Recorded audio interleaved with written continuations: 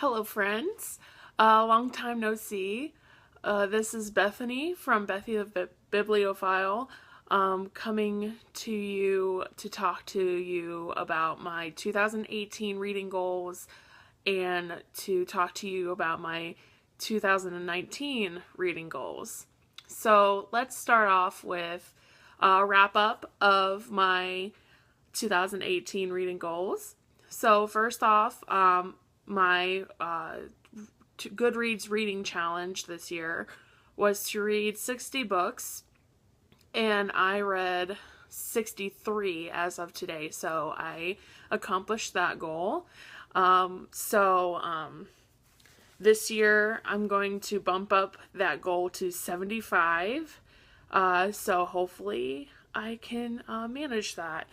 Now that I have more time, due to my job, due to letting go of some other things, to focus more on my reading. So the next goal that I had for 2018 was the author A to Z challenge, which was to read a book by an author whose surname began with each letter of the alphabet. So I read a majority of books with, I completed a number of letters, the majority of the alphabet, but I came up short when it came to like letters F, K, I think, and there were a couple others too, but for the most part, I completed this challenge. So I'm pretty happy with that goal.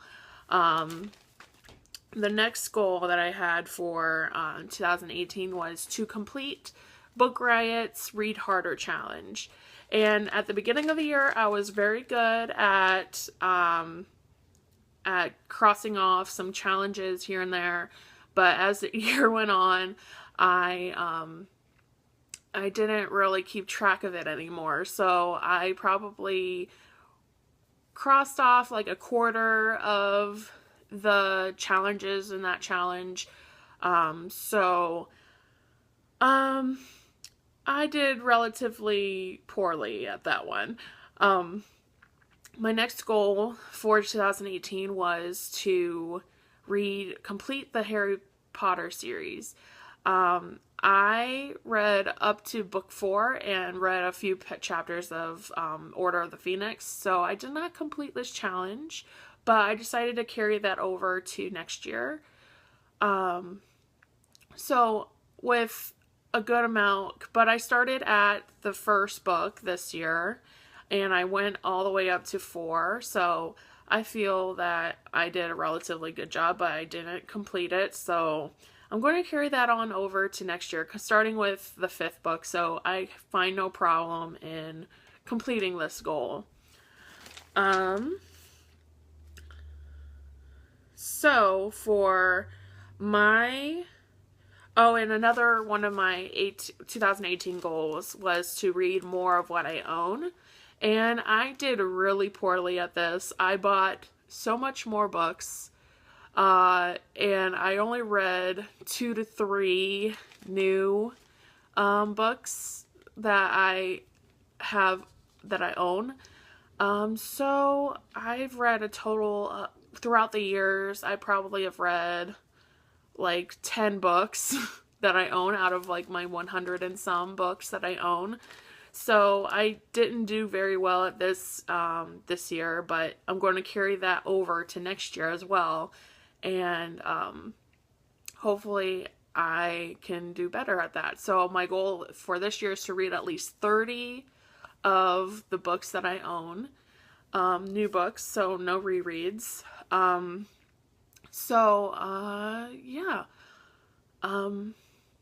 So that should be pretty easily done. So like 3 books that I own a month, that's like 36 right there. So I think that would be pretty attainable in my opinion. So let's go over some more of my new goals for 2019. Read 75 books. I already told you that. I want to do the Reading Women challenge.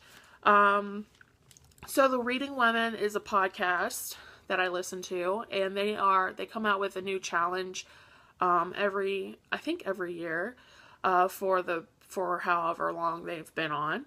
So I want to participate in the 2019 challenge, and they have different challenges like read a woman with mental illness, read a mystery from a woman of color, or something along those lines. Like, they have like different challenges, and I want to participate. I want to read more women authors this year, and more about women characters and that sort of thing. So I'm going to participate in the Reading Women challenge this year.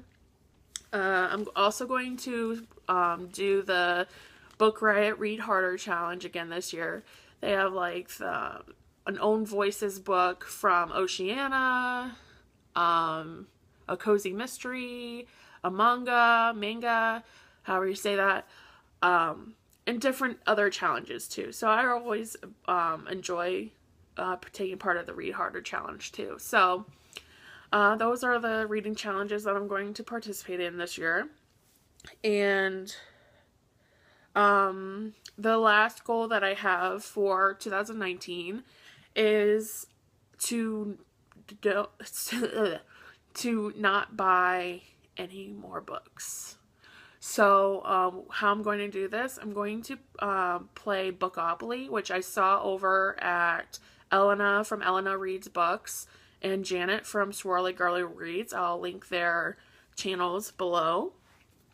So I saw that they were doing this, and it seemed like a lot of fun. So total props to them for me coming up with that. Well, for taking a spin on their version of Bookopoly. So how this is going to work is that I have my Monopoly board here, and I will roll the dice, and I will go, I have a little Tyrannosaurus Rex here for my piece, and I'm going to move that spot, and different properties correlate to different genre of books that I want to read more of this year. So, for example, I'm just going to read you what I have for the details of my Bookopoly. So, for the brown properties, that's YA, and each time I read a YA book, I'm going to put 10 cents into my money bank. Light blue properties, they're going to be thrillers or mysteries, so I'm going to put 25 cents into those. So every time I read a thriller or mystery, I'm going to put 25 cents into my money bank.